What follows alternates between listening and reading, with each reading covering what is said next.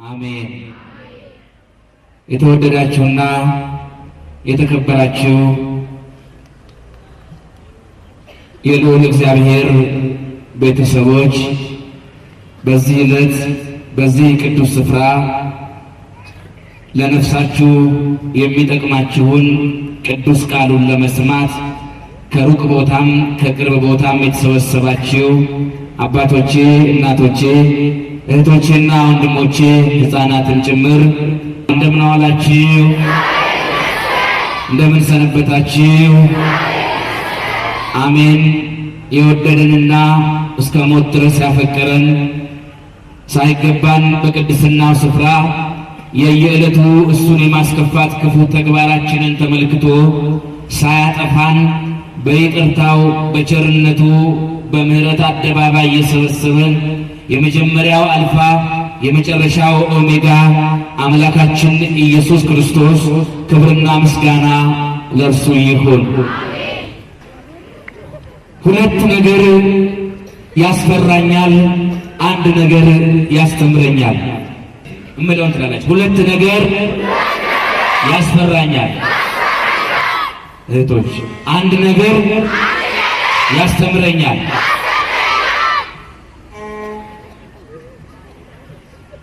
አሁን በዚህ ርዕስ እግዚአብሔር አምላካችን ዛሬ ይናገረናል። ጥቂት ደቂቃዎች ነው የምጠቀመው። ሁላችሁም ሐሳበ ልቦናችሁን ሰብስባችሁ ይህን ትምህርት ትማራላችሁ። በዚህ ርዕስ ብዙ አውደ ምሕረቶች ላይ እግዚአብሔር አምላክ ፈቅዶልኝ እድሉን አግኝቼ ሰብኬያለሁ። ከሰበኩ በኋላ ብዙ ሰው ወደ ቅዱስ ቁርባን ቀርቧል። ብዙ ሰው ተለውጧል። ለእናንተ ብቻ ሳይሆን ለእኔም ያስፈልገኛል። አንዳንድ ጊዜ ስጋዬ ሲፋንም ወደ ኃጢአት ለመሄድ ሲዘጋጅ ይህንን ትምህርት ለራሴ ሰብከዋለሁ። ከዛ ተው ምህረታም እያለ እንደ ልጓም ሆኖ ወደ እግዚአብሔር ብዙ ጊዜ እንድቀርብ የሚረዳኝ ትምህርት ነው። የክርስትና ግቡ መስበክ ወይም መሰበክ አይደለም። የክርስትና ግቡ ምንድነው ብላችሁ ብትጠይቁኝ፣ የክርስትና ግቡ የእግዚአብሔርን መንግሥት መውረስ ነው። ብዙ ሺህ ሕዝብ ቢሰበሰብ ከቁጥር በላይ ቢሆን እግዚአብሔርን ግን ከሌለው ካልጸደቀ አይጠቅምም። ይህንን ሁሉ ሕዝብ ሰብኬ ካልጸደቅ፣ እናንተን ተሰብካችሁ ካልጸደቃችሁ ዋጋ የለውም። ዛሬ የጽድቅን ትምህርት እንማራለን ማለት ነው። እግዚአብሔር እስከ መጨረሻው ከሁላችን ጋር ይሁን። አሜን በሉ። ሁለት ነገር ያስፈራኛል በሕይወቴ፣ አንድ ነገር ግን ያስተምረኛል። ሞት ያስፈራል ወይስ ያስተምራል? እስቲ ያስፈራል የምትሉ ጎበዞች፣ ያስፈራል የምትሉ ያስፈራል፣ ያስፈራል ጎበዞች። ያስተምራል የምትሉ አቤት ወንድሞች አይፈሩትም። እስቲ እህቶች ያስተምራል የምትሉ ጥሩ። ያስተምራል ያላችሁ መልካም አደረጋችሁ። ያስፈራልም ያላችሁ መልካም አደረጋችሁ። ምናልባት በዚህ ምሽት ዛሬ ዘመኑ ዘመነ ትንሣኤ ነው። እኛ ስለ ጨለማ፣ ስለ መቃብር፣ ስለ ተሰቀለ ሰው ፎቶ፣ ስለ ተቆፈረ ጉድጓድ፣ ስለ ለቅሶ ቤት፣ ስለ ሐዘን ልብስ፣ ስለ ሐውልት፣ ስለ አጽም፣ ስለ ፈሰሰ ዓይን፣ ስለ ደረቀ አጥንት፣ በአጠቃላይ እኛ እየየ እየተባለ ጥሩምባ ተነፍቶ እገሌ ሞተ ተብሎ መርዶ ተነግሮ ሰው የሚያለቅስበትን ዘግናኝ የሆነ ወሬ በዚህ ምሽት አንፈልግም። እባክህ ኑሮ አስጨንቆናል፣ ፖለቲካው አስጨንቆናል፣ ችግር አስጨንቆናል፣ ትዳር አስጨንቆናል። በአጠቃላይ የዓለም አለመግባባት፣ የውሃ ሙላት፣ የምድር መንቀጥቀጥ ብዙ ነገር አስጨንቆናል። አሁን ደግሞ አንተ ጭንቀት አትጨምርብን እንዳትሉኝ። እኔም ከእናንተ የተለየ ሐሳብ የለኝም። እናንተን ከጭንቅ የሚያወጣ ነገር እናገራለሁ እንጂ በዚህ ምሽት ሌላ ጭንቀት አልጨምርባችሁም። ምናልባት ስለ ሞት ስናገር ግን ገና ያኔ ድሮ አጀንዳዬ ላይ ገና ያኔ ድሮ ጥንት ማለት ነው ጥንት የዛሬ 10 እና 12 ዓመት ገና ብላቴና እያለሁ በትምህርት ቤት ስለሞት እንዳስብ እንድዘጋጅ በብዙ ሺህ ሕዝብ በብዙ ሚሊዮኖች መሃል ቆሜ እንድመሰክር ያነሳሳኝን አንድ ቁም ነገር ልንገራችሁ። 4 5 ከበዛ 6 አሳማኝ ምክንያቶች ስለሞት እንዳወራ ዛሬ በዚህ ርዕስ እንድናገር አነሳሱኝ። አንዳንድ ቀን እኔ በእግሬ ሄዳለሁ፣ አንዳንድ ጊዜ በአውቶቡስ ሄዳለሁ ጠብቄ ባስ፣ አንዳንድ ጊዜ ደግሞ በታክሲ ሄዳለሁ ሳንቲም ካለኝ፣ አንዳንዴም ሲቀናኝ በቤት መኪና ሄዳለሁ፣ አንዳንድ ጊዜ በጣም ሲቀናኝ በአውሮፕላን ሄዳለሁ። ሁሉም መንገድ ማሳጠር ስለሆነ ኃጢአትነት የለውም። አንድ ቀን ግን ከዚህ ሁሉ ተለይቼ የሚሄደው በእግሬ ነው። እግዚአብሔር በሰጠኝ ሲሄድ የት ደርሳለሁ? የሆነ ቦታ ምን የሬሳ ሳጥን የሚሸጥበት ሰፈር ደረስኩኝ እና የሬሳ ሳጥን የሚሸጥበት ሰፈር ስደርስ የሬሳ ሳጥን የሚሸጠው ሰውዬ ያውቀኛል። ምህረታ ደህና ነህ? እስቲና ስራችንን ያለኝ። ሰራተኞቹ የሬሳ ሳጥን እያመረቱ ውስጡ ስፖንጅ እያነጠፉ በቁመት በውፍረት የተለያየ ህብረ ቀለማት ያላቸው ጨርቆችን እየለጠፉ ሰርተው መጋዘን ውስጥ ይደረድራሉ። እስቲ ገባ ብለህ ይኸው አለኝ። እየፈራው ገባ። እንዲህ ብዬ ሳየው የሬሳ ሳጥን ተከምሯል። ከራስ ፀጉሬ እስከ እግር ጥፍሬ ውር አደረገኝ። ምን ነው የእህል በረንዳ ጋር ስደርስ የጤፍ መጋዘን ጋር፣ የባቄላ መጋዘን፣ የሽምብራ መጋዘን፣ የጫማ መጋዘን ጋር ስደርስ ለምን አልፈራሁም? የሬሳ ሳጥን የሚሸጥበት ሰፈር ጋር ስደርስ ለምን ፈራሁ ብዬ ራሴን መጠየቅ ጀመርኩኝ። ራሴን ደጋግሜ ስጠይቀው ይሄ ሰውዬ አልኩኝ እርግጠኛ ሆኖ የሬሳ ሳጥን እንደሚሸጥለት ሰው እንደሚሞትለት 100% እርግጠኛ ሆኖ የሬሳ ሳጥን መስራቱ በሞት እርግጠኛ መሆኑን አስተማረኝ። ከዛ እንዴት ነው የሬሳ ሳጥን አልኩት። ጥሩ ነው ይገርማል ምህረተአብ ሰዎች 9 ሰዓት ሌሊት 10 ሰዓት 7 ሰዓት የሮጡ ይመጡና የሬሳ ሳጥን አለ ይሉና፣ አዎ ስንት ነው ስናቸው የ300ውን እግዚአብሔርን ካልፈራን 1000 ካልናቸው እንካ ይሄዳሉ፣ ይፈሩታል ማየት ራሱ። ይሄን ያህል ምንድነው ይሄ ነገር አልኩኝና አሁንም ስለዛ ነገር ማሰብ ጀመርኩኝ። አሁንም ፍርሃት የጨመረ ያስፈራኝ ነገር ምን እንደሆነ ታውቃላችሁ? አሁን የሆነ ነገር ቢሆን የኔም ቤተሰቦች በእርግጠኝነት እዚህ ይመጣሉ። ስለዚህ እኔም እኮ ልገባበት እችላለሁ። ይሄ ሰውዬ ሞት እንዳለ እርግጠኛ ሆኖ የሬሳ ሳጥን እየሰራ ነውና ዋ ሞት የበላይ ነው አልኩ። ቁጥር 2 ስጋት የጨመረ ሕፃን ልጅ አየሁ። ልክ ከእናቱ ማህፀን ሲወጣ ሲወለድ 9 ወር ከ5 ቀን በእናቱ ማህፀን ቆይቶ ሲወለድ ቤተሰብ ሲል እሱ ይላል። ሕፃን በውታ ቤተሰብ በእልልታ ይገናኛል። እንዴ ምንድነው ይሄ ሕፃን ቤተሰብ እልል እያለ ለምን እሱ ይላል? ለምን እንደ ቤተሰብ እሱም እልል አይልም? ለምን በእንባ መጣ አልኩኝና ሕፃኑን አይቼ ገረመኝ። ተወለደ፣ አደገ፣ አረጀ፣ መኖር እየፈለገ ሞተ። ተገንዞ ወደ መቃብር ሲወርድ ያኔ ብሎ ያለቀሰ ሕፃን አሁን ዝም ይላል።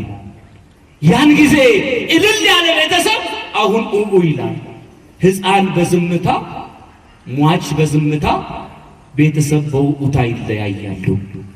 ለካስ ያ ሕፃን ሞት እንዳለ አውቆ ለዚች ዓለም አልቅሶላት ነው የመጣው። አይ ሰው እንባውን አፍሶ አልቅሶ ስለመጣ አሁን ግን ድጋሚ አላለቅስላትም ብሎ ወደ ጉድጓድ ይገባል። ሞትን የተረዳ ሕፃን ለዚች ዓለም አለቀሰ። ዘላለም ላልኖርባት መጣው ብሎ ዋ ሞት። ቁጥር 3 ስጋቴ አጀንዳዬ ላይ የሰፈረውን የኔን ጥናት እየነገርኳችሁ ነው። አሁንም ስለ ሞት ማሰብ ጀምሩ። አንዳንድ ጊዜ በጣም ትዕቢቴ ሲመጣ ማድመጥ የምወደው በገና ዘለሰኛ ወዳለው እንዲህ አለ።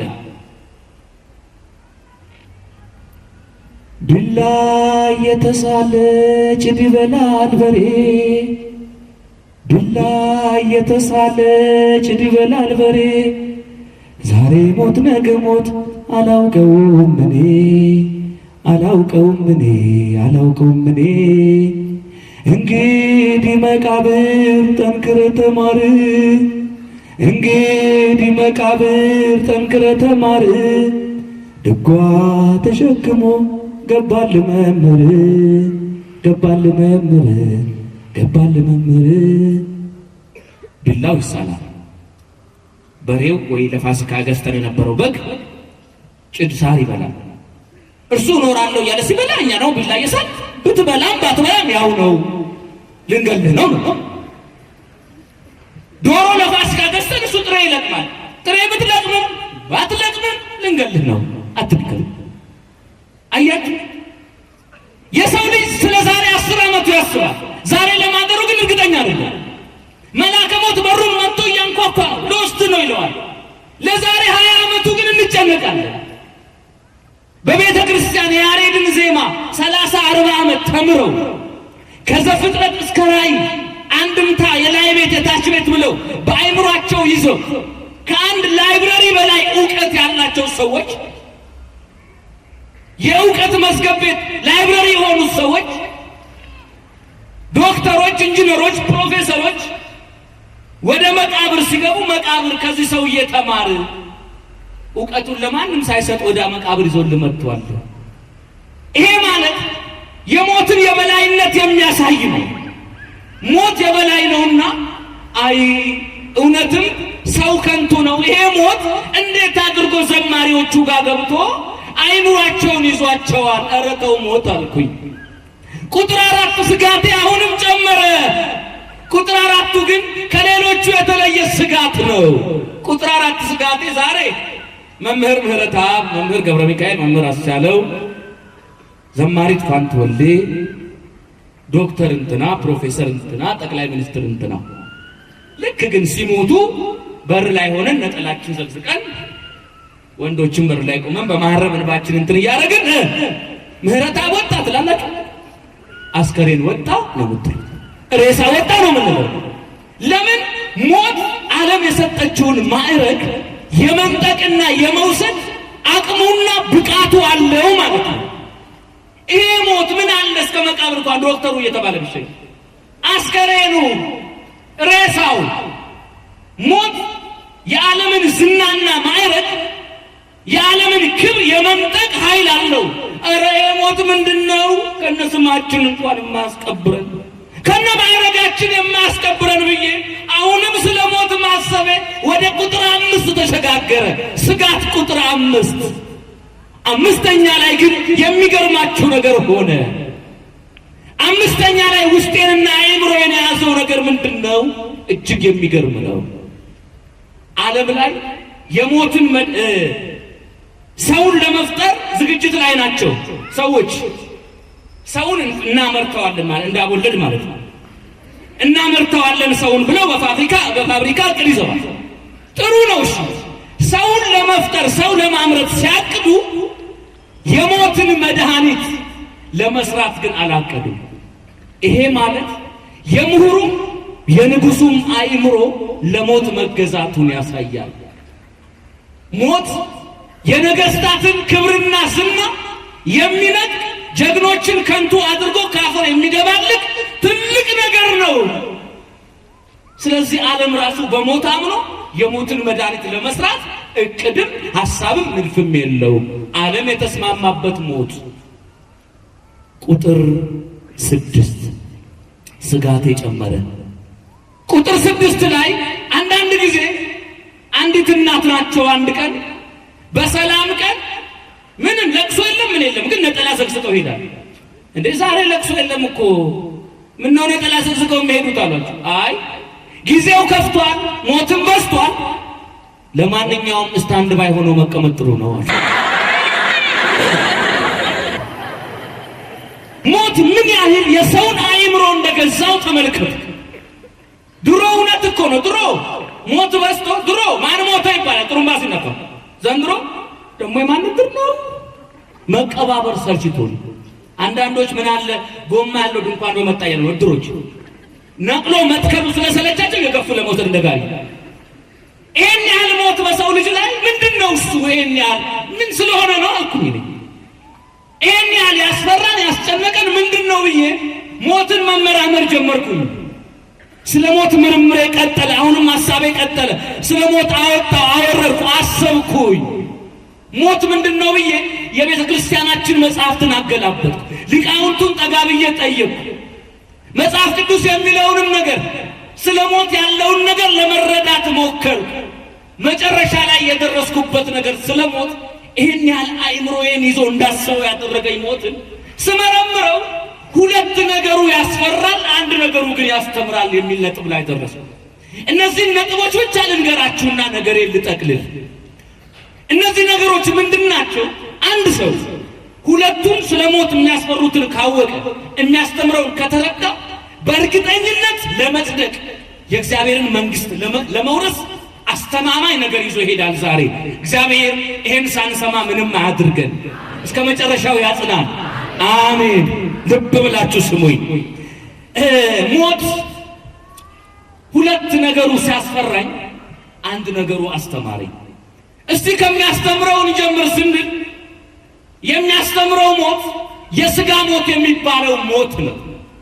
በሁላችንም ላይ ያለ ሞት የሥጋ ሞት በኦሪት ዘፍጥረት ምዕራፍ 3 ከቁጥር 1 እስከ 10 ላይ አዳምና ሔዋን ከእግዚአብሔር እውነት ይልቅ የሰይጣንን ውሸት በመስማታቸው በእከብር ባይ ልቦና የጸጋ አምላክነት መግዛት መንዳት ተሰጥቷቸው ሳለ ምነውሳ የባህሪ አምላክነት የለንም ብለው በእግዚአብሔር ላይ መፈንቅለ መንግስት አደረጉና ጸጋቸው ተገፈፈ፣ ከገነት ተባረሩ፣ ወጡ።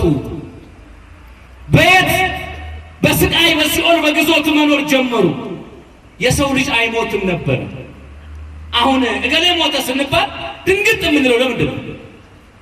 ሞትን አምኖ የሚቀበል ህሊና የለም። ለምን ለሞት አልተፈጠርንም? ሲጀመር አሁን እንኳን እዚህ ቁጭ ብለን እንደምን ሞታና ማለት አምነን አልተቀበልነው።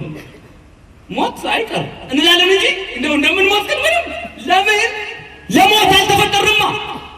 የተፈጠርነው ለህይወት ለዘላለም ህይወት ነው። ለዘላለም ህይወት የተፈጠረ ሰው እንዴት ሞትን አምኖ ይቀበል? እውነታችንን እኮ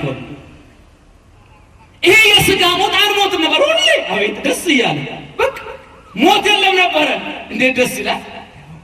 እድር መመዝገብ የለም ነበረ። እድር ምን መዘገበው ሞት አለ ብለን ነገ የሚቀብረኝ እንዳላጣ ብለን እርግጠኛ ነን በሞት ማለት ነው።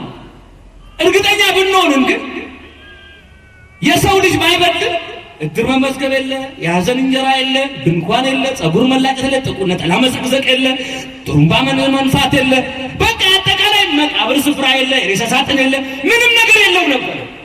ግን ሞት ስለመጣ እነዚህ ሁሉ ጣጣዎች ይዞ መጣ። የሥጋ ሞት የማይሞት ከሞትና ከግብር ነፃ የሆነ ማንም የለም። እኔም እሞታለሁ፣ እናንተ አፍሪካዊ ይሞታል፣ አውሮፓዊ፣ አሜሪካዊ፣ ኢትዮጵያዊ እኩል ነው። በሞት በቃ በሞት ሁላችንም እኩል ነን። የሚገርመው ነገር እኩል በቃ ማንንም አይፈራም። ምናልባት አሟሟታችን ሊለያይ ይችላል እንጂ ሁላችንም በሞት እኩል ነን። እኔና የአሜሪካው መሪ ባራክ ኦባማ በሞት እኩል ነን። ምናልባት አሟሟታችን ይለያይ ይሆናል።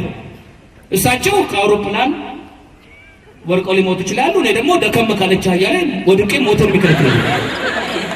በሞት ግን እያንዳንዳችን እኩል ነው። አንድ ሰው ከአምቦ ድረስ ድንጋይ አምጥቶ ቤቱን ቢሰራ የአምቦ ድንጋይ ጥሩ ነው።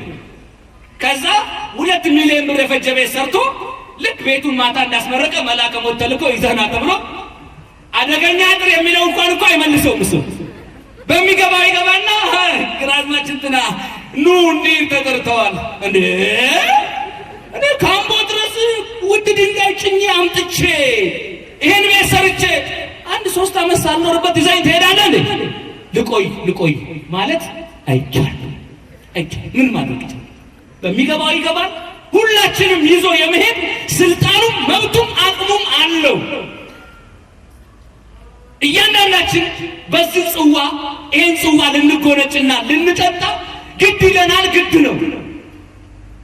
እንግዲህ ያስተውላችሁ ስም በሞት በሥጋ ሞት የሚባለው ይሄ የሥጋ ሞት ጸጋ ነው። እያንዳንዳችን በቀናችን እንሞታለን። የሥጋ ሞት ግድ ነው። ልዩነት የለም። ቤተ መንግስት ያለውንም ይወስዳል። ጎርፍ ሰውነቱን የሚያጥበውን በረንዳ ላይ የወደቀውንም ድሃ ሞት ይወስዳል። አንዳንዶች በሞት ልዩነት ለመፍጠር ይፈልጋሉ። የህይወት ዘመን ልዩነትን መቃብር ድረስ ይዘው የሚሄዱ አሉ። አንድ ምሳሌ ልንገራችሁ። ሰውየው ጎን ለጎን ሀብታምና ድሃ አንድ ቀን ሞተው ጎን ለጎን ተቀበሩ ይባላል። ከዛ ሀብታሙ እንዲህ ቦርጩን እያየ መቼም እዛ ምሳሌ ነው ጎን ለጎን ነው። አንቺ ድሃ አቤት ምን ቦታ ታጣብባለች? ተጠቂ በግሩ ተጠቂ። አሁንም ምሳሌ ነው። እሺ እዛ ማውራት የለም። ሄዳችሁ ደግሞ እንዳታዳምጡ። አሁን ጎን ለጎን ተኝተው ተጠቂ። ድሃም ወደ ላይ አየችና ጌቶች ምን ነካሁት? እንዴት እኮ ድሮም አፈር ላይ ነው የምተኛው፣ አሁንም አፈር ላይ ነው። እርስዎ ኖት ከሶፋ ላይ አፈር ከሌለበት ያለ ቦታው መጥተው የኔን ቦታ የሚያጣብቡ እንግዲያውስ እሷ ይጠጓለቻች። አንዳንድ ሰው የህይወት ዘመን ልዩነት መቃብር ድረስ ተከትሎት የሄደ ሰው አለ።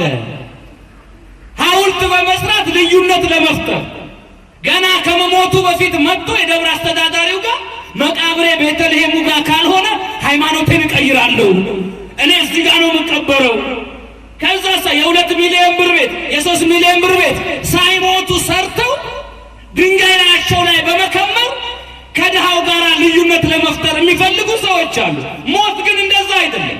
አይበለውና ቢለው አይሆንም እንጂ ቢሆን መድኃኔዓለም ዳግም ሲመጣ ቶሎ የተነሳ ሰው መንግሥተ ሰማያት ይውረስ ቢባል አይባልም እንጂ ቢባል ያ ባለጠጋ ላዩ ላይ የተከመረውን የ2 ሚሊዮን ብር ድንጋይ እንዲህ ሲገፋ በስሱ በሶስት ተካፋፍ የተቀበረች የኔ ቢጤ ድሃ ብድግ ብላ ቶሎ መንግሥተ ሰማያት ገብታ በረንዳ ላይ ታቆመው ነበር። አዳሜ ትልቁ ሐውልት ምን እንደሆነ ልንገራችሁ። አሁን እየተማራችሁ ያላችሁት ወንጌል ጊዜ ለእግዚአብሔር መስጠት፣ መጾም፣ መጸለይ፣ ሕይወትን ለእግዚአብሔር ማስማር፣ መቁረብ፣ የእግዚአብሔርን ቃል ጊዜ ሰጥቶ ቁጭ ብሎ እንደናንተ መማር፣ ይሄ ማንም የማይቀማችሁ ሐውልት ነው። እግዚአብሔር እንኳን ለዚህ ክብር አበቃችሁ። ከዚህ የበለጠ ሕይወት ምንም የለም፣ ምንም የለም። ይሄ ነው ሐውልት። አውቀህበታል። ነገ እድር በ4 እግር ከሚያመጣ በ2 እግር መጣ። ዓለም ሳያመጣ ሞተ ጥሩምባ ተነፍቶ ገለን እንጣለው ከመባል በፊት አንተ ራስህን እግዚአብሔር ጋር ታልክ። ይሄ ነው ሕይወት። ተከትሎ ይሄዳል። ከመቃብር በላይ ነው። አንዳንድ ሰው ልዩነትን በመቃብሩ እንኳን ሩጫውን ሮጫለሁ፣ መልካሙን ገድል ተጋድያለሁ፣ የራሱ አጽላቂ የራሱ የት ሲሮጥ እንደተከረመ መድኃኔዓለም ያውቀዋል። ስለዚህ ይሄ የሥጋ ሞት ግን በሰሌንም ተቀበር፣ በወርቅ ሳጥንም ተቀበር፣ በእብነ በረድ ድንጋይ በፈለከው ነገር ይሁን፣ በባለ 5000 ብር ሳጥን፣ ባለ 7000 ብር ሳጥን፣ የፈለገ ስርዓት 80 መኪና ተሰልፈው እንደ ሰርግ የሚቀብር በሬዲዮም ተነግሮ ብትቀበር፣ በቴሌቪዥን ብታይ ቀብር፣ ዞሮ ዞሮ አይን ከመፍሰስ አጽም ከመፍረስ አይድንም። ሁሉ ከንቱ ነው። ይሄ የሥጋ ሞት ይሄን ያህል ልዩነት የምንፈጥርበት ሳይሆን የምንማርበት አስተማሪ ነው። እንዴት ነው አስተማሪነቱ? በመረጃ ነው የምነግራችሁ። በመጽሐፍ ቅዱስ በኦሪት ዘፍጥረት ከምዕራፍ 3 ጀምሮ እስከ ምዕራፍ 14 ድረስ ስታነቡ ወይም ስናነብ የሚነግረን አንድ እውነት አለ። ይሄ እውነት እንዴት ደስ ይለኛል መሰላችሁ! ግብፃውያን ክፉዎች ናቸው። በእስራኤል ላይ በጣም ጨክነዋል። ዛሬ ግብፅ ከተማ ሄደን ድንቅ ድንቅ የሆኑ የቱሪስት መስህብ የሆኑ ፒራሚዶችን ስንመለከት የእስራኤላውያን ደምና አጥንት አለበት። ብዙ ሰው ሞቶበታል። 430 ዘመን እንደ ላም ታርደዋል፣ እንደ ፍየል ታርደዋል፣ ከህንፃዎች ላይ ተወርውረዋል። ሕፃናት ከእናታቸው ማህፀን ወጥተው ተረግጠው ደምተው ሞተዋል። ብዙ የሰው ግፍ አለባቸው። ፊታቸው በካውያ ተተኩሷል፣ እጣቢ ተደፍቶባቸዋል። እንደ ግማሽ ሰው ተቆጥረዋል። በሰው ሀገር የማይሆኑትን ሆነዋል። እግዚአብሔር ምን አረገ? አንድ ሰው ጠራ። ማንን? ሙሴን ከኮሬብ ጠራ። ሕዝቤን ነፃ አውጣ አለ። በ9 መቅሰፍት ግብፅን መታ። እምቢ አሉ፣ ልባቸው ደነደነ። 10ኛ ላይ ምን አረገ እግዚአብሔር? ጠቦት በግ፣ የዓመት ተባዕት ጠቦት በግ ወይም ፍየል ውሰዱና እረዱ አላቸው። ውሰዱና ምን በሉ? ከዛ ደሙን በሂሶፕ ቅጠል መቃን ጉበኑን እርጩት አላቸው። መቃን ጉበኑን ደም ረጩ። የሰራዊት ጌታ እግዚአብሔር ሌሊት በከተማይቱ ሲያልፍ በታላቅ ግርማ ደም ያለበትን የእስራኤላውያንን እቤት ሞት አይነካውም። ደም ያልተቀባውን የግብፃውያንን ቤት ግን ሞተ በኩር ያንኳኳል አላቸው። ይገርማል እኮ። ከዛ እንደተባለው አደረጉ። ደሙን መቃን ጉበኑን ረጩት፣ ጠቦት አርገው። የሰራዊት ጌታ እግዚአብሔር ሌሊት በግርማው በከተማይቱ አለፈ። በግርማው በከተማይቱ ሲያልፍ መቃን ጉበናቸው ደም የተረጨውን ደጃፋቸው በራቸው ላይ የደም ጠብታ ያለበትን ሞተ በኩር አልነካ። ወደ ግብፅ ሲገባ ግን እንዳለ መቃን ጉበናቸው በበጉ ደም አልታተመም። በበጉ ደም ያልታተመውን የግብፃውያንን ቤት በሙሉ የመጀመሪያ ልጅ በሙሉ ሞተ። እዚህም ቤት ሬሳ፣ እዛም ቤት ሬሳ፣ ሁሉም ቤት ሬሳ፣ ሬሳ በሬሳ አይበለውና ቢለው አያድርገውና ቢያደርገው ዛሬ በአዲስ አበባ ከተማ ከእያንዳንዳችን ቤት አንዳንድ ሰው ቢሞት ማን የማንን ለቅሶ ይደርሳል? ማን ስለማን ይላል? ማን ማንን አፈር ያለብሳል?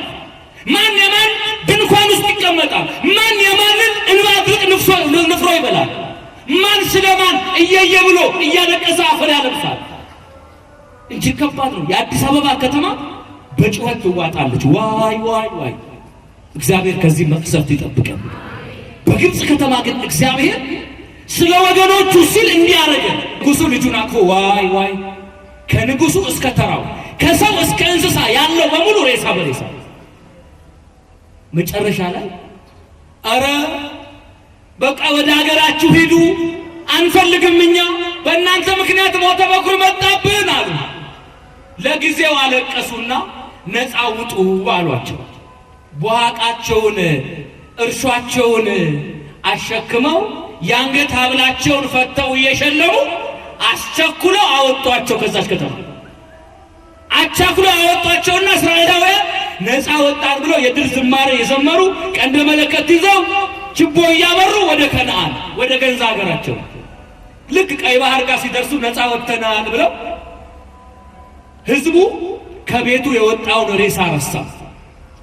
አስከሬን ሲወጣ አልቅሶ ነበረ። ወዲያው ረሱትና ሰላማዊ ሰልፍ አደረጉ። ምን ነው የቤት ሰራተኛ አጣን፣ በነፃ እንደነሱ ማን ይሰራልናል? የኛ ባሮች ነበሩ። ማርካ አምጣልን ንጉሶ ያለ ጥያቄያችሁ ጥያቄ ነው ተቀብያለሁ አለና በ600 ሰረገላ ግብፃውያንን እስራኤላውያንን ለመማረክ ሄደ። እስራኤል ደረስኩባችሁ፣ ቁሙ፣ ነፃ የወጣሽ መስሎሽ ነው እያንዳንድሽ፣ ዛሬም ባሪያ ነሽ፣ ገና ጡብ ትሸከሚያለሽ፣ በማንጅራት ትታረጃለሽ አዳም ያላቸው። ወይኔ ብለው አለቀሱ። የደም እንባ ሲያለቅሱ እግዚአብሔር ምን አደረገ? ሙሴ ዛሬ የምታያቸውን ግብፃውያንን ለዘላለሙ አታያቸውም አለና ባህሩን ከፈለ። ውሃ እንደ ግድግዳ ቆመ። በሉ ተሻገሩ አላቸው። ጠላት ገና ሳይመጣ ጠላት ገና ሩቅ እያለ እዚህ ጋር ግን ባህር ተከፍሎ እንደ ግድግዳ ውሃ ቆሞ አረ ቶሎ በይ ውሃ እንደ ግድግዳ አረ ክምብል ሳይት እየፈሩ ተሻገሩና ወዲያው ማን መጣ? ጠላት ፈርዖን ሰራዊቱን ይዞ የጠላት ጦር ሲመጣ ያለ ድልድይ ያለ ጀልባ ያለ ዋና እንዴት ተሻገሩ? እኛ ምን እንሻገር ነው? ማን ይከለክለናል? አለ አንተ ግባ አንተ ግባ። አይ እንግዲህ አለና ዋና አዛዡ መቶ ሰው ቅድሚያ ይግባ። እሺ ብለው መቶ እግዚአብሔር ዝም መቶ ሰው እንደገባ ክምብል ቢያደርገው ያ ሁሉ ይድናል። ስለዚህ ዝም 200 ሲገባ ዝም ሁሉም ይግባ። የእግዚአብሔር ዝምታ ከባድ ነው። አያችሁ እግዚአብሔር ዝም ሲል ያስፈራል። እምዬ ምኒልክ ህዝቡ ላይ ግብር ጨመሩ አሉ። ከዛ ሰላዮቻቸውን ልከው ህዝቡ ምን እያለ ነው አሏቸው። ጃኖይ እየተንጫጫ ነው ከተማው አሏቸው። የት አባቱ ይውጣለት ብለው አሁንም ጨመሩበት ግብር። ህዝቡ ምን እያለ ነው አሉ ሰላዮች ልከው። አረ ጃኖይ እየተንጫጫ ነው፣ መሮታ ደህና ይውጣለት ብሎ አሁንም ሶስተኛ ግብር ጨመሩ። ጃንሆይ ሰላዮቻቸውን ጠርተው ህዝቡ ምን እያለ ነው? ጃንሆይ ህዝቡ ዝም ብሏል። ዝም ብሏል? አዎ ይሄኔ ነው መፍራት አሉ። እንኳን የእግዚአብሔር ዝምታ የህዝቦች ዝምታ ያስፈራል። የአንድ ሰው ዝምታ በጣም ያስፈራል። በዝምታ ውስጥ ያለ ንግግር ከባድ ነው። ዛሬ እኮ እግዚአብሔር ስለሚወደን የተናገረ በችግር ሲቀጣ ዙሪያችንን በእሾክ እያጠረ እያስጨነቀ ሲያስተምረን ተመስገን እንበል። እግዚአብሔር ዝም ቢለን ምንድነው ምን ነው? ምንድነው ምን ነው? እኔ የሚጨንቀኝ ይሄ ነው። የእግዚአብሔር ዝምታ ከባድ ነው። ቢንቀን ዝም ቢለን ከባድ ነው። ዝም አላት። ዝም ተናግሯል። በዘጠኝ መቅሰፍት ተናገረ። በ10ኛ ሞተ ሬሳ ከቤት አውጥቶ ተናገረ። 11ኛ ላይ እግዚአብሔር ዝም አለ። ወየው እግዚአብሔር ዝም አለ። ግቡ አላቸው። ክትት ብሎ የመጀመሪያው ጫፍ ሲሆን የኋለኛው ጫፍ ሲሆን ክትት ብሎ ሲገባ ነፋሳትን ከቤተ መዛግብታቸው ጠራና ሂዱና ከምብሉበት አላቸው። ነፋሳት መጡና እንዲህ ብሎ ታዘው ላዩ ላይ ድፍት ያ ሁሉ ሰራዊት ጸጥ። እስራኤል ወደ ኋላ ሲያዩ የጠላት ሬሳ ወደ ጥልቁ ገብቷል። ግብፃውያን የሞቱት ታሪክ ይብቃል።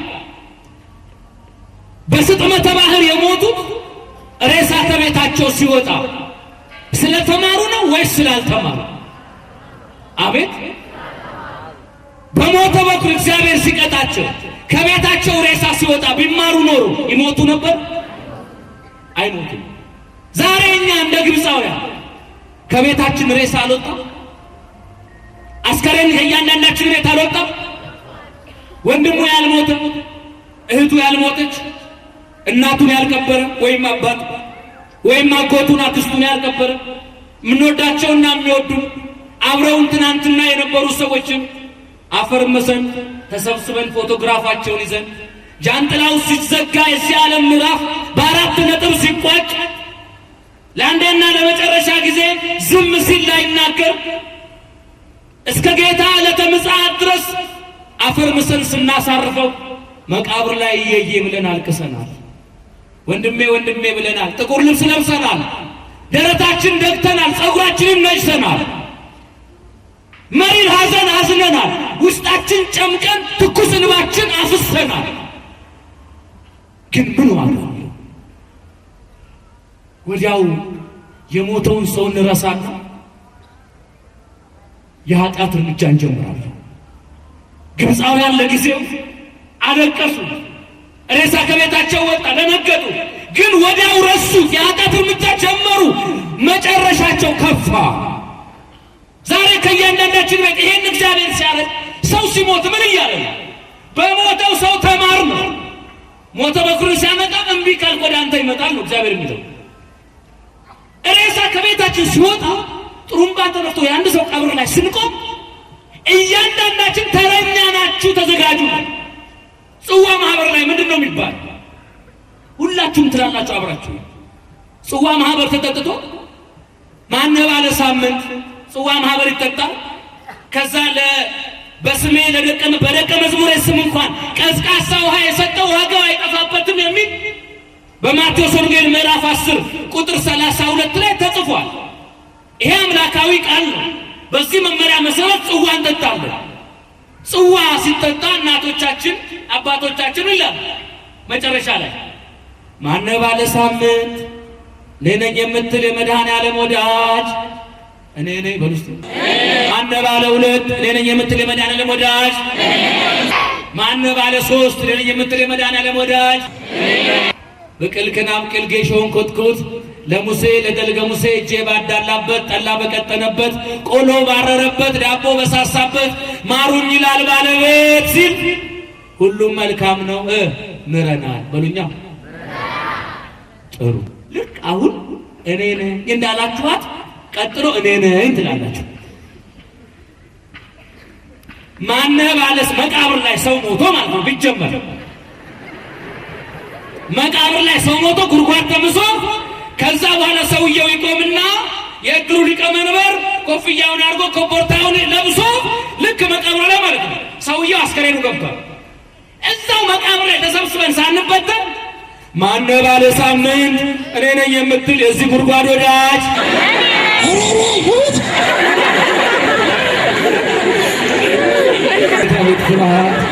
አቤት አቤት አይዟችሁ አትሞቱ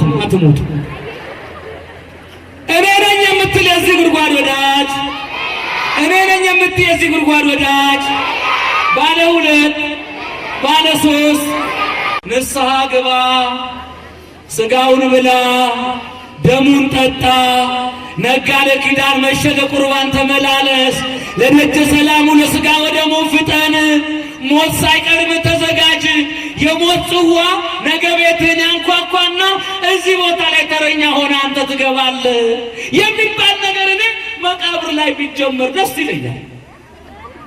ለምን መሰላችሁ? ተዘጋጅተን እንመጣና ወዲያው ንስሐ እንገባለን፣ ወደ እግዚአብሔር እንቀርባለን። ንጹህ ሆነን ተረኛ ነው ብለን እንድንጠብቀው ጽዋው እኛ ቤት ነው የሚገባው። ሁሌ የገሌ ድር አባላት እገሌ ኑና ቅበሩ እየተባልን እንኖር፣ ሁሌ ንፍሮ አቅራቢ፣ ሁሌ ቡና እንባድርቅ አቅራቢ እስከ መቼ? እኛም ነገ ባለ ሳምንቶች ነን፣ ተረኞች ነን። ወደድንም ጠላንም ባለ ሳምንት ነን። እንዲህ ተመርቀን ነው መግባት። ቀብር ስንሄድ እኔም ነገ ተረኛ ነኝ ወይ ጉዴ! ስለዚህ አፈር ሳይጫነኝ ነገ እዚህ ጉድጓድ ውስጥ ገብቼ ምንም መስራት አልችልም። ቴሌፎኑ ለጊዜው ጥሪ አይቀበልም ነው የሚለው። ለዘላለም ግን አይደለም፣ ለጊዜው ነው ክርስቶስ እስኪመጣ። ስለዚህ ቶሎ ብዬ ንስሐ ልግባ የሚል ውሳኔ ወስነን መግባት። ቆይ አንድ ጨካኝ ንጉሥ ሽፍታ አንድ ሀገር ተነሳና ሴቶቹን በሙሉ ወንዶችንም በሙሉ አሰለፈና ማረድ ጀመረ። ማረድ ከዛ 1000 ሰው ነው የተሰለፈው። 301 ላይ የተሰለፈችው እርጉዝ ሴት ነች። ከዛ መጣች። በማህፀኗ መንትያ ልጆች አሉ። አያ ሽፍታ እኮ ነው፣ ጨካኝ ነው። አያ ውጪ አንቺማ ውጪ ያለት ሰይ አይገለኝም ብላ ወጣች። ዳር ቆመች። 2 ሰው በገጠለ በኋላ ሲዞር ቆማለች። አንቺ አላት። አሜን ሂጂና መጨረሻ ተሰለፊ አላት። መጨረሻ ተሰለፊ አላት እንጂ አትሞችም አላላት። እኛ ሰልፋችን መጨረሻ ይሆናል እንጂ አትሞቱም አልተባለ። ትራፊክ ላይ ታይታችኋል አይደል? ቢጫ ሲበራ ተዘጋጅ፣ አረንጓዴ ሲበራ ሂድ ነው፣ ቀይ ሲበራ ቁም ነው አይደል? ከሁሉም አቅጣጫ አረንጓዴ ቢበራ ችግር አይፈጠርም፣ አይጋጭም፣ ይጋጫል። ከሁሉም አቅጣጫ ደግሞ ቀይ ቢበራ ሁሉም አይቆምም፣ ይቆማል። ስለዚህ ምን ተደረገ? እዚህ ጋር ቀይ ሲበራ ይቆምና ቆሞ በአረንጓዴ እለፍ የተባለውን ቆሞ ያሳልፋል። አረንጓዴ ሲበራበት ግን እሱም አላልፍም ማለት አይችልም። ቢብ የተባለበት ነገር ያልፋል። አሁን ምንድን ነው ይሄ? አንድ ሰው ሲሞት ካጠገባችን አረንጓዴ በርቶ ወደ መቃብር እየሄደ፣ እኛ ደግሞ በቀይ ቆማ አሳልፎ ወደ መቃብር በቀይ ቆመናል። ወቅ ሲያረንጓዴ እዛ ጋር ያለው ቆመ ደግሞ አንተን ያስገባል። ፍሰቱ ተራ በተራ ነው። ሁሉም አንድ ላይ ከሞተ ግጭት ይፈጠራል። እግዚአብሔር ይህንን ጥበብ ነው ያደረገው። እስቲ አንድ ነገር አስተውል። እኔ አሁን እድሜ ስልጣን ሊሰጠኝ አይሰጠኝም እንጂ ግን ዛሬ ይሰጠኝ ይኖረኝ ቢባል ለሁላችሁም ስንት ዓመት ልስጣችሁ? ከዛሬ በኋላ ከዚህ ጉባኤ ለመጣችሁ ብቻ ማርያምን ንገሩኝ። 1000 እኔ ቆሞ ቀረሽ ስንት ዓመት ወንድም ያንተ ነገር ጌታ ይደፋሩ ስንት 100 እግዚአብሔር ይስጥ 100 በቃ ከዛሬ ጀምሮ እዚህ ለመጫችሁት ሁሉ 100 ዓመት ተሰጥቷችኋል። እናንተንም ይመለከታል። ከሆነ 100 እኔም 100 አለኝ እናንተም 100 አላችሁ። ታድለን ስንት ዓመት አለን? 100 ዓመት አለን። አሁን እቺን 100 ዓመት እንጀምራት። ተጀመረች ሰከንድ ሄደ ከላይ ሄደ። ይኸው እያየናል። የዛሬ 10 ዓመት ስንት ይቀረናል? መልሱ ስንት? የዛሬ 20 ዓመት፣ የዛሬ 30 ዓመት፣ የዛሬ 40 ዓመት፣ የዛሬ 50 ዓመት፣ የዛሬ 60 ዓመት፣ የዛሬ 70 ዓመት አይሰማም። የዛሬ 80 ዓመት፣ የዛሬ 90 ዓመት፣ የዛሬ 95 ዓመት አይዟችሁ ስንት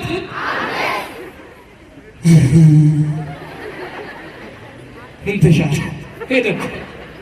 የዛሬ 100 ሁሉም ሞቱ። ሌላ ምህረተ አብ፣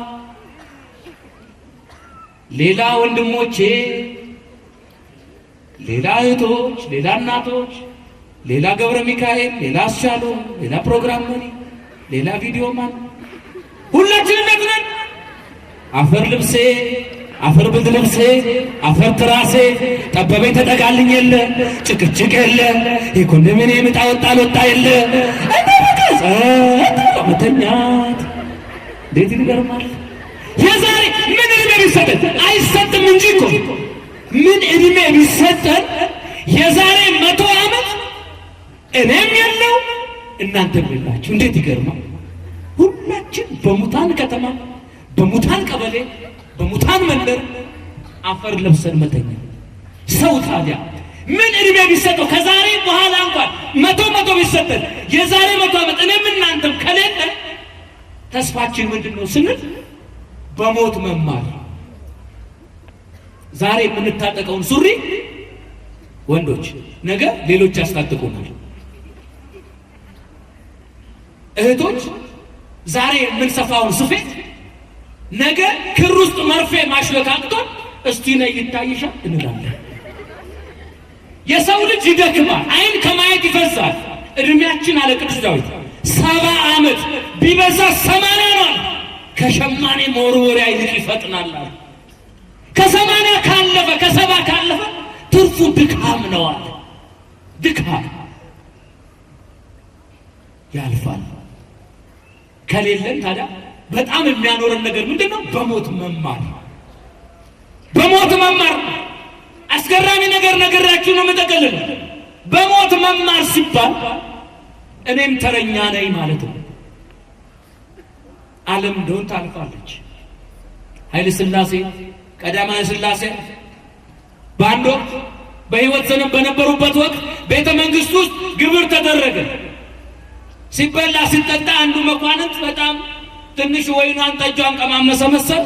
መቼም ሰከሩ አይባልም። ነገስታት ደስ አላቸው ነው። ደስ አለው፣ በጣም ደስ አለው። ጃኖ ያላቸው አቤት እንደው ዓለም ባታልፋል ጥሩ ነበር አላቸው። እንዴት? ሁሌ የወርቅ አበባ ላይ፣ የወርቅ ምንጣፍ ላይ፣ የወርቅ ዙፋን ላይ ቁጭ ብለን በወርቅ ዋንጫ እየጠጣን ክትፎ እየበላን ጮማ እየቆረጥ ውስኪ እየጨለጥ ሁሌ እርጅና ባይኖር ሽበት ባይኖር መቃብር ባይኖር እኛ ብቻ ብንኖር አላቸው። ስቀው ፈገግ ብለው ጥሩ ነው አሉት። ይሄን ሀሳብ ይገርምሃል፣ አስቤ በጣም ደክሞኛል። ዓለም ባታልፍ በእርግጥ ጥሩ ነበር፣ ግን አሉት ባታልፍ ኖሮ ከኛ አትደርስም ነበረ። ስላለፈች ከኛ ደረሰች። የትናንቶቹ ባይለቁ እኛ አንመጣም፣ እኛ ካለቀቅን ሌላ ልጅ አይመጣም። ስለዚህ ሁሉ በተራው ፍሰቱን ጠብቆ ይሄዳል። ሰው በሞት ትልቁ ነገር ምንድነው? መማር። በቃ ሰው ማለት እኮ አንድ ሰዓሊ ስዕል ሳልና ምን አለ? ሰው ማለት አለ ተንቀሳቃሽ አስከሬን ነው አለ። ስዕል ደግሞ የማይንቀሳቀስ ሕያው ነገር ነው አለ። እኛ ማለት እኮ ተንቀሳቃሽ አስከሬን ነን። አንድ ቀን ወደ ጉድጓድ እንገባለን እና ከመፍራት ከመጨነቅ ይልቅ መማር፣ ሞትን አስተማሪ ማለት ተረኛ ነኝ ማለት። አንዱ ጌታ ሆይ አለ ሲጸልይ እኮ መድኃኔዓለምዬ ንስሐ ገብቼ ስጋህን በልቼ ደምህን ጠጥቼ ወደ አንተ ስመጣ ወይ ገነት ይግባ እሳት እንዳይገባ እንድትለይ እባክህ የምሞትበትን ቀን አንድ ወር ሲቀር ንገረኝ።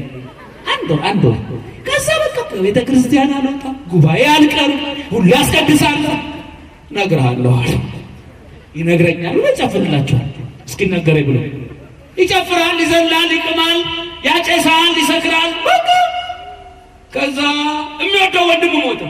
እየየ ብሎ አልቅሶ ቀበረ። ሁለተኛ ላይ የሚወዳት እህቱ ሞተች። እየየ ብሎ አልቅሶ አትቀበረና ኃጢአት ጀመረው። ሶስተኛ ላይ የእሱ ተራ ነው። ለካ መልአከ ሞት ሌሊት አንኳኩቶ መጣና ይዘና ተብዬ ነው ና እንሂድ አለ። እግዚአብሔር እኮ እነግርሃለሁ ብሎኛል። አንድ ወር ሲቀረው እግዚአብሔር እኮ ነገረን። መቼ? የምትወደው ጓደኛ ሞተ፣ ንስሐ አልገባም፣ አልቆረብክ፣ ስጋውን አልበላ፣ ደሙን አልጠጣም። እህትህ ሞተች፣ እንደዚሁ አልተለወጥክም። ካሁን በኋላ እግዚአብሔር መጀመሪያ ማስጠንቀቂያ ሰጠህ ቃል፣ ከዛ ቢጫ፣ አሁን ደግሞ ቀይ ካርድ ለአንተ። ከጫወታ ውጭ ውጣ ከዚች ዓለም ሜዳ ብለው ይዘውት ሄዱ ይላል። ሰው ሞቱ የተነገረው መቼ ነው? ወንድሙ ወይም እህቱ ሲሞቱ ቆመን ስንቀብር ተረኛ ነን ተነግሯል፣ ተዘጋጀ የሚል ማስጠንቀቂያ ቢጫ ካርድ። ስለዚህ ሁለት ቢጫ ደግሞ ከጨዋታ ውጭ ያደርጋል። ሁሌ እየቀበሩ መኖር የለም ብያቸዋል። እየየ ማለት እንደው በቃ ማለት ሁልጊዜ ማልቀስ፣ ለሞተ ሰው ለቅሶ ከማብዛት ለራስ ይሄን ስላችሁ ለሞተ ሰው አታልቅሱ፣ አይናችሁን በጨው አጥባችሁ ብሎ አይደለም። መቃብር ላይ ቆሞ ማልቀስ ያስተማረን ክርስቶስ ነው። ሰርግ ቤት መገኘትን የደስታ ተካፋይነትን ያስተማረን ክርስቶስ ኢየሱስ ነው። እዚህ ላይ እንድትረዱ የምፈልገው ቤተ ክርስቲያን እንዳስተማረችን አንድ ሰው ሲሞት ስንት ጊዜ ነው የሚለቀሰው? ጎበዝ ስንቴ? እንድታውቀኝ ስንቴ ነው? መጀመሪያ መቼ? ጎበዝ ስንት? ነፍሱ ከስጋው ስትለይ። አሁን ቆይ እናንተ ስናገር ትሰማላችሁ አይደል? የምትሰማው ምናችሁ ነች? ነፍስ። እቺ ነፍስ ስትለይ ግን ስጋ ይሰማል ብቻውን አይሰማ። አይ ይሄ ነፍስ ከስጋ እቺ ልብ የምታረቅ እኔን የምታናገር የምታወራጭኝ ይቺ ነፍስ ከውስጤ ውልቅ ብላ ስትሄድ ያኔ ይለቀስ። ለምን አፋት ምንድን ነው የሚያስለቅሰው? ምንድን ነው ብለን ስንመረምር ሹፌር አለ፣ መኪና አይደለም።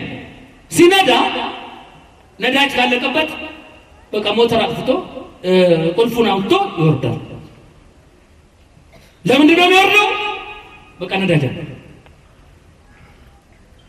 ስጋችን መኪና ነው፣ ነፍሳችን ሹፌር። ስጋ መኪና፣ ሹፌር ነፍሳችን። ስጋ መኪናችንን ስትነዳው ትቆያለች። አንዴ በካሳንችስ፣ አንዴ በሎስ አንጀለስ፣ አንዴ ባለም ገና፣ አንዴ በቀበና፣ አንዴ በጂንካ፣ አንዴ በአሜሪካ እያለች ስትነዳው፣ አንዴ በዱባይ፣ አንዴ በአባይ ስታንገላታው በቃ ስትነዳው ትኖር። ዝም ብሎ ነርታ መጨረሻ ላይ የእድሜ ነዳጅ ያልቃል። ቆሜ ተበላሽታ ትቆማለች። ስትቆም ወዲያው ማን ይመጣል? መልአከ ሞት የመኖር መንጃ ፈቃዷን ይቀማትና ነይ። ስጋ መኪና ተበላሽቶ ይቆማል። መካኒኮች ወይም እድር እየገፋ ወደ መቃብር ስፍራ ጋራጅ ያቆማል። ከዛ ስጋ መኪናን ከነፍስ ሹፌር ጋር በዳግም ምጽአት በመለኮታዊ ኃይሉ የሚያገናኘው እግዚአብሔር ነው።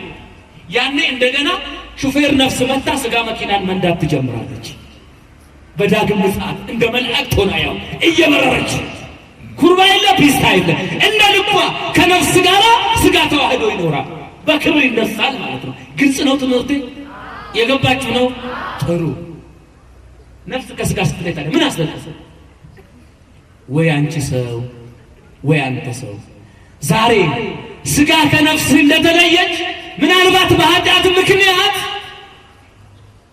ከክርስቶስ ንስሐ ሳትገባ ሞተህ ከክርስቶስ ከፈጣሪ ከእግዚአብሔር ትለይ ይሆንን? ዋ መጨረሻ ተብሎ ይለቀሳል። ሁለተኛ ከኖረበት ቤት ሲወጣ እናቴ አይል፣ ሚስቴ አይል፣ ልጆቼ አይል፣ ዕቃ ረሳው አይል። በቃ ከወጣ። አሁን እዚህ ውስጥ ብዙ ሰው ልቡ ተሰብሯል። ይገባል ወደ ቤቱ። ለምንድን አሁን ወደ ቤት ለመሄድ ማሰባችሁን አልጠላው፣ ግን ለምን ነው የምትገቡት? አንድ ሰው ለምን ይወጣል? ለምን የምንገባው እቤቱ ሊፈልገን ስለማይመጣል። እኔ ምህረታብ ቀረብ ነው ቤቱ ፈልጎኛል፣ ራሴ ፈልጌው ማታ ስሞት ግን ቤቴም ምህረት አቀረ ብሎ ይፈልገኝ አይመጣም። እኔም የማይፈልገኝን ቤት አልፈልገውም። ሁለት የማይፈላለግ ነገር ይሆናል ማለት ነው። እሱም አይሰማ፣ ቤቱም አይሰማ፣ እኔም አልሰማ። ቤቱም አይፈልገኝ፣ እኔም አልፈልገው። ስለዚህ አንተ ሰው ዛሬ ከኖርክበት ቤት ክፉ ደጉን ካየህበት ቤት እንደወጣ ወይም እህቴ እንደወጣሽ በኃጢአት ምክንያት ምናልባት ከመንግሥተ ሰማያት ከገነት ትወጣ ይሆንን ትወጪ ይሆንን ተብሎ ይለቀሳል። ሶስተኛ ግብአተ መሬት። ዛሬ ሆዷን ረግጣታለን እቺን መሬት። ነገ ከሆዷ ገብተን እንተኛለን። ልብሳችንን ብናነጣጣው ዞሮ ዞሮ ግን ጭቃ እንለብሳለን። አፈር ነን፣ ወደ አፈር ነው። ስለዚህ ሰው አፈር ሲጫነው ወደ ጉድጓድ ዛሬ ስድር ወደ ማሰው ጉድጓድ ገባ። ይሄ ምንም አይደል ወንድሜ እህቴ። ምናልባት በሕይወት ዘመን ኃጢአት ሰርተ ንስሐ ሳትገባ ሞተ ከሆነ ዛሬ ስድር ወደ ማሰው ጉድጓድ ገባ። ጥልቅ ነገ ግን በኃጢአት ምክንያት ወደ ጥልቁ ወደ ሲኦል ትገባ ይሆንን ዋ መጨረሻ ተብሎ ይለቀሳል። ከዚህ ጊዜ ውጪ ሐዘን ማብዛት፣ ደረት መድቃት፣ ጸጉር መንጨት ለክርስቲያን ተገቢ አይደለም። ሞት የምንፈራበት የምናለቅስበት እየየምንበት ሳይሆን የምንዘምርበት ነው። በአንደኛ ቆሮንቶስ ምዕራፍ 15 ከቁጥር 1 ጀምሮ ስታነቡ ሞት ሆይ መውጊያ የታለ ድል መንሳት የታለ ተብሎ በሞት ላይ ተፎክሯል፣ ተሸልሏል፣ ተዘምሯል። ቅዱሳን አባቶች ሞትን አቅመ ቢስ አድርገው ተመልክተውታል። ለምን? ሞት ክርስቲያንን የሚያስፈራው ሳይሆን የሚያስተምረው ነው። ሞት በጣም ተራ ነገር ሆኗል። ከክርስቶስ በፊት ሞት ጉድጓዱ ክፍት ነው። የመጣውን ሁሉ ይበላል፣ የመጣውን ሁሉ ያስገባል። ክርስቶስ ግን መጣና የሞትን ጉድጓድ ደፈነው። ሃይማኖታችንም የተመሰረተው በክርስቶስ ሞቶ መነሳት ላይ። ክርስቶስ ሞቶ ባይነሳ ኖሮ ክርስትና የለም ነበረ። ቅዱስ ጴጥሮስ በአንዲት ገረድ ፊት ክርስቶስን አላውቀውም አለ። ኋላ ግን ሞቶ መነሳቱን ሲያረጋግጥ በ3000 ሕዝብ መካከል አውቀዋለሁ ብሎ መሰከረ። ክርስትና ሞቶ በመነሳት ላይ የተመሰረተ ሃይማኖት ነው። ክርስቶስ ወረደ፣ ተወለደ፣ ተያዘ፣ ተሰቀለ፣ ሞተ። በሦስተኛው ቀን ሞትን ድል አድርጎ ትንሣኤያችን በትንሣኤው አረጋግጦ ሞትን እንዳንፈራው አድርጎ ረግጦልን ኃይሉን አድክሞ ተነስቷል። ክብር ለእርሱ ይሁን። ቅዱስ ጳውሎስ ምን ይለዋል? ስለ ሞት ሲናገር ሐዋርያው ቅዱስ ጳውሎስ የሚገርም ቋንቋ አስቀምጧል። ሞትን መሸጋገሪያ እንጂ የምንፈራው ነገር አይደለም ይላል። አንደኛ ቆሮንቶስ 15:51 እስከ 58 ላይ አንደኛ ቆሮንቶስ 15:51 እስከ 58 ይሄ ይላል የሚሞተው የማይሞተው፣ ልብ በሉ፣ የሚሞተው የማይሞተው፣ የሚፈርሰው የማይፈርሰው፣ የሚደክመው የማይደክመው፣ ስጋዊው መንፈሳዊው፣ ፍጥረታዊው አካል መንፈሳዊና ሰማያዊውን የሚለብስበት ሽግግር ነው። እንዴት ደስ ይላል! በቃ ክር ባለፈበት ምን ያልፋል? መርፌ ባለፈበት ምን ያልፋል? ክር ያልፋል። ክርስቶስ ባለፈበት መንገድ ማን ያልፋል? እኛ ልጆቹ እናልፋለን።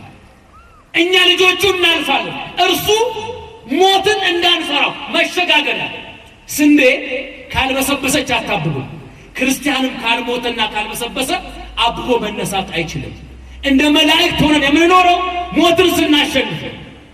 ትዝ ይላችኋል ፒያሳ የማን አባት አሉ?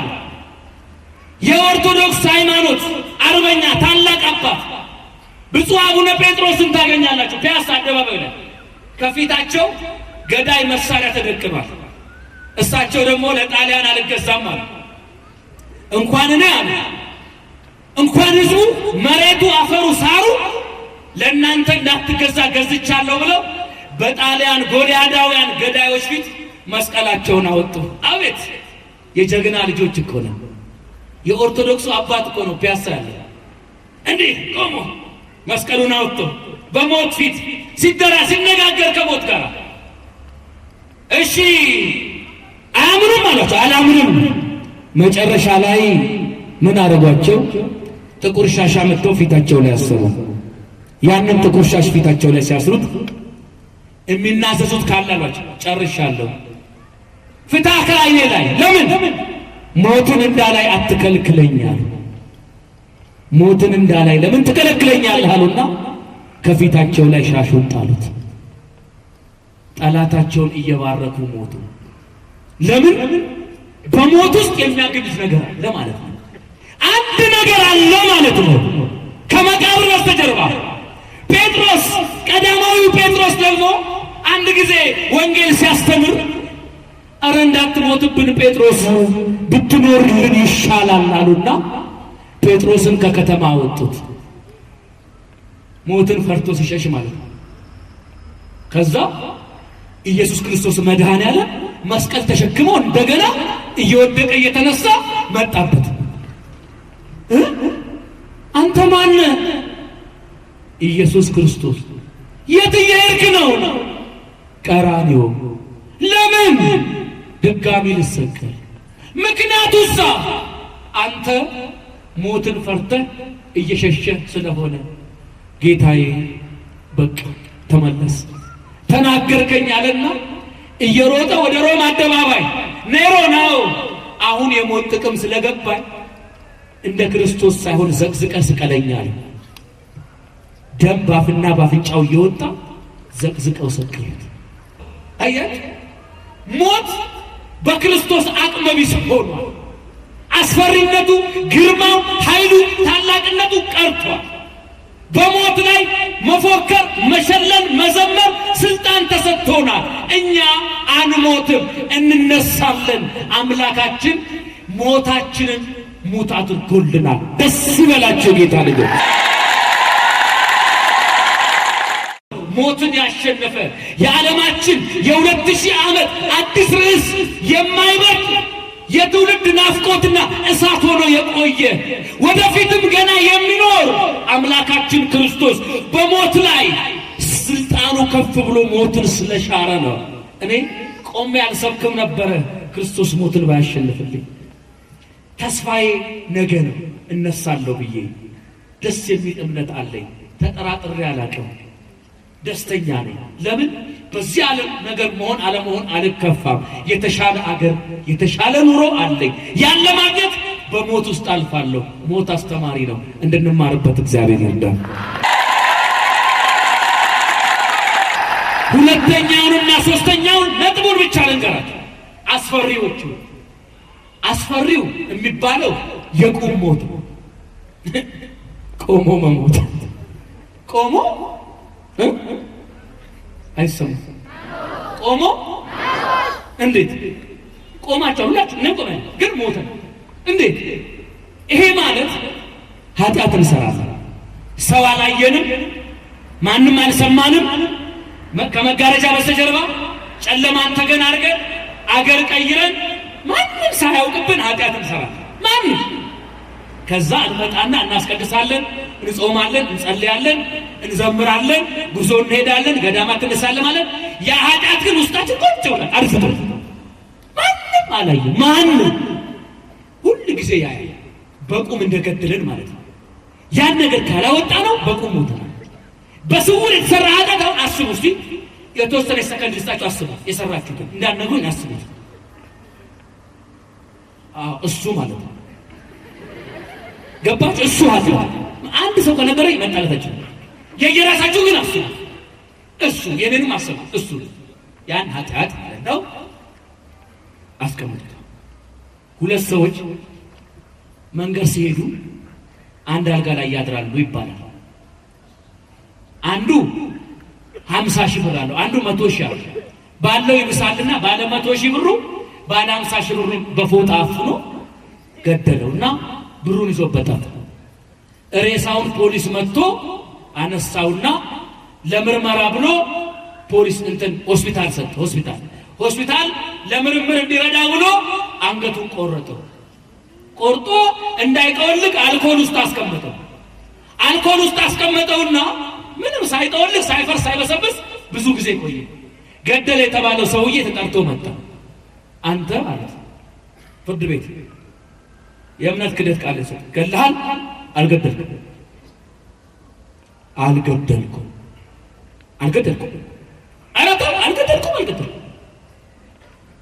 ወይ ጉድ በሩስቲያን የሞተ ሰው አምጥተው ራሱን ትሪ ላይ አድርገው አመጡት ዲ አድርገው አመጣው ቁጭ ሲያዩ ወንድሙ አልፈረሰ አልበሰበሰ ያው አይኑ ቁልጭ ብሎ እንዴ ያይዋል አታ ይለው በውስጡ ወንድሜ ለምን ገደልክ ምን አረኩ ምን በደል አምኜ እያለ ይናገራል ይከሰዋል ውስጡ ህሊናው ከሳሽ ህሊና ፖሊስ አያሻው ራሱን ያሳድዳል ጻድቅ እንዳንበሳ ነው ሁሉ ጊዜ ያለ ስጋት ይኖራል ኃጢአት እኮ ማንሰራው ወንጀል ማንሰራው ፖሊስ ፈርተር መሆን የለበትም ህሊናችን ነፃ እንዲሆን ጭምር እኮ ለምን ገደልክ ሲለው በእውነት ክቡር ፍርድ ቤት የወንድሜ ገዳይ ነኝ ብሎ ወደቀ ያሳዝናል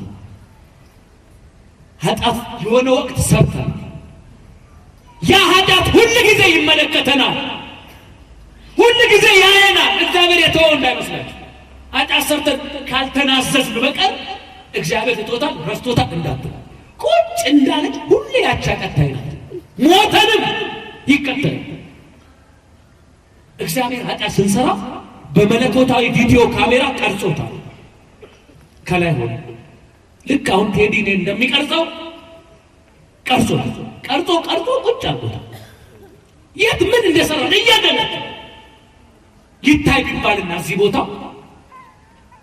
ቢቸመር ከኔ ቢቸመር እናንተ ፊት ሁለተኛ ላልቆም ይችላል የወንድሞቼ እናንተ እያደረጋችሁ ቢቸመር አትቆሙ እህቶች ምን ያዘው ወይ እገሌ እንደው ሲሳብክ ትልቅ ሰው ይመስላል ለካ ወራዳ ነው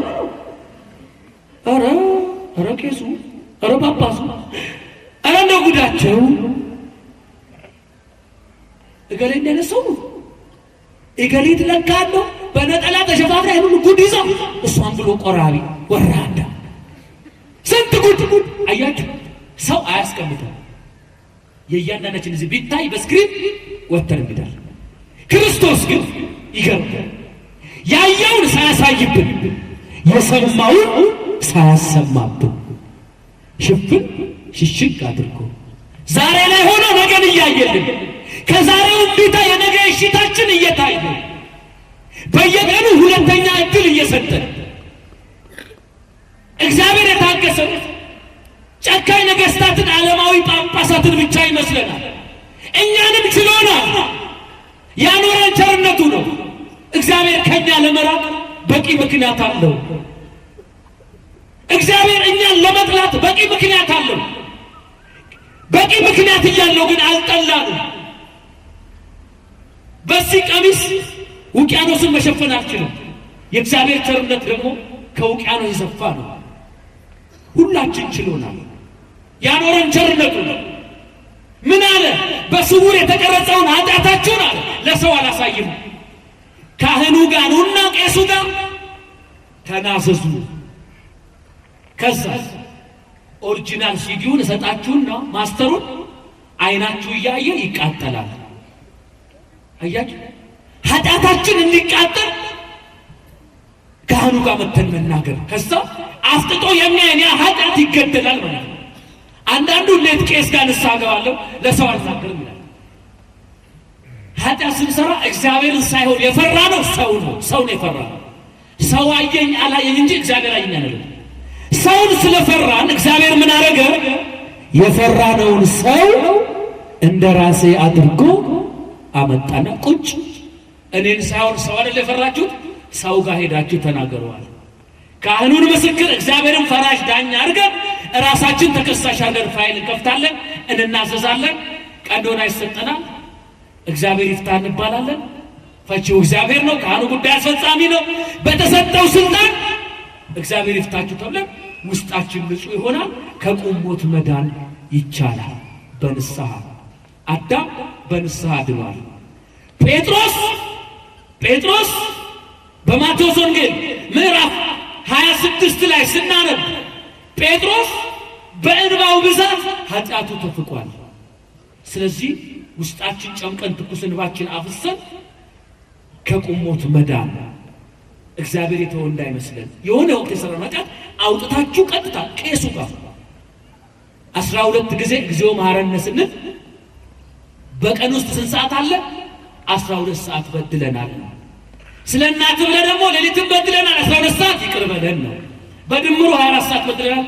ይቅር በለን ስንል ይፍቱኝ ስንል እግዚአብሔር ይፍታ። ፈቺው ማን ነው? በምድር ያሰራችሁ በሰማይ የታሰረ ይሆናል ብሎ ስልጣን የሰጠ ማን ነው? በሰጣቸው ስልጣን ከቁሞት መዳን እጅግ የሚያስፈራ ነው። ከኃጢአት መላቀቅ ማለት ነው።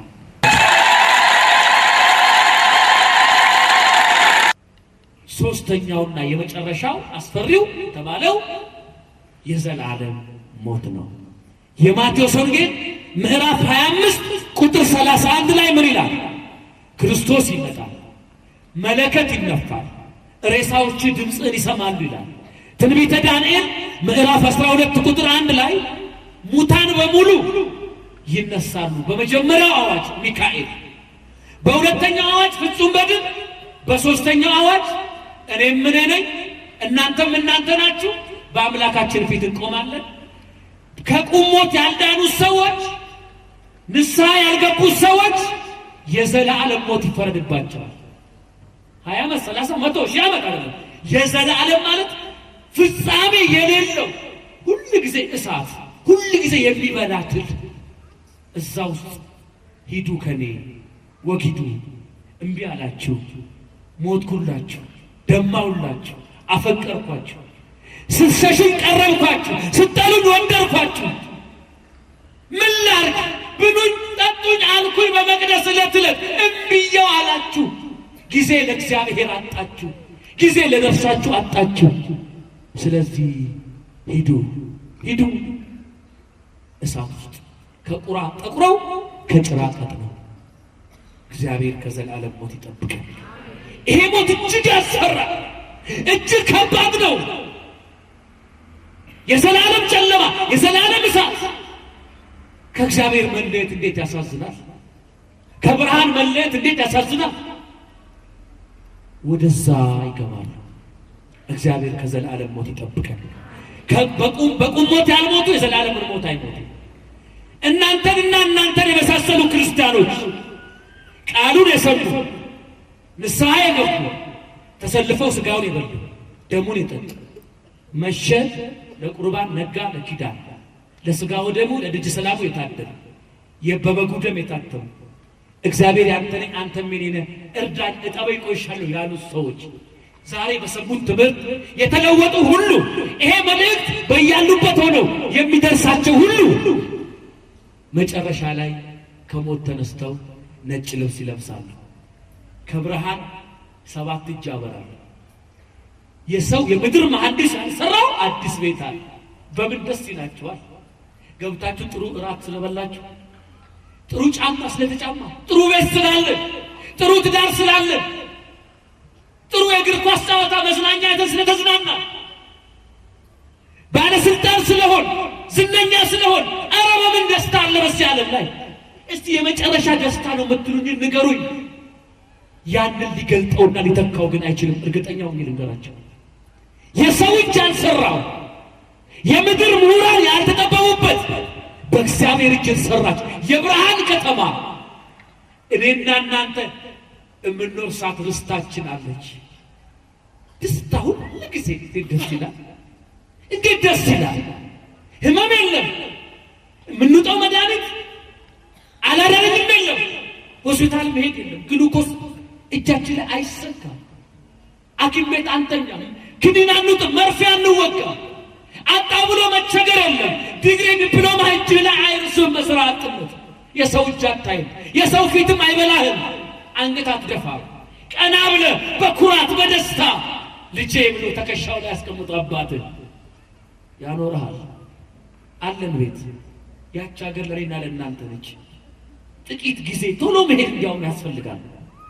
ቶሎ ቶሎ ቶሎ አዲስ ሀገር አለች። ሰው ሰውን አይጠግበውም። ተቃቅፈን እየዘመርን ደስ እያለን እንደ መላእክት ሆነን እጅግ ደስ በሚል ከተማና አገር በውብ መንደር ደስ እያለን እንዴት ብዬ ልንገራችሁ? እጅግ በጣም ደስ ይላል። ያለ ሁላችሁ ተዘጋጅቷል። በሰማይ አገር የመኖሪያ ፈቃድ አለን። ታተም ወስጋው እንቅረብ። ከዛ ጥቂት ጊዜ ቀርቶናል። አሁን ጥቂት ዓመት ነው የቀረው። እንሄዳለን። አገራችን በላይ አገራችን ሰማያዊ፣ ዜግነታችን ሰማያዊ ቢሆን ባይሆን ይሳካ ባይሳካ አትጨነቅ። አለ ሀገር፣ አለ ሰማይ፣ አለ ምድር። አንገት ግን እንዳደፋ ቀና ብሎ ነው። እግዚአብሔር የሞተው ለአንተ ለኔ ነው። የሞተው ለኛ።